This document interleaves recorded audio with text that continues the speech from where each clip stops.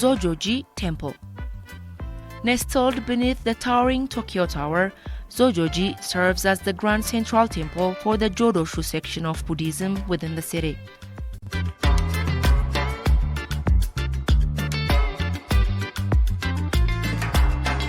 Enveloped by stunning gardens and grounds, it houses the tombs of 6 Tokugawa shoguns. These influential military leaders governed Japan from 1603 to 1868. Situated at the heart of Shiba Park, its 2-story main gate stands as the impressive testament to the past, being the oldest wooden structure in the capital, dating back to 1622.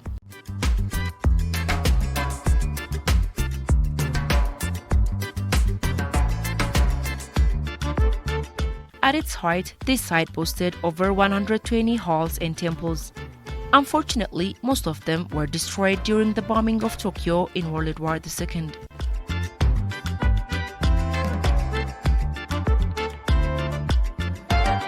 Presently, the complex showcases remarkable architecture and statues alongside the peaceful resting place of the shoguns.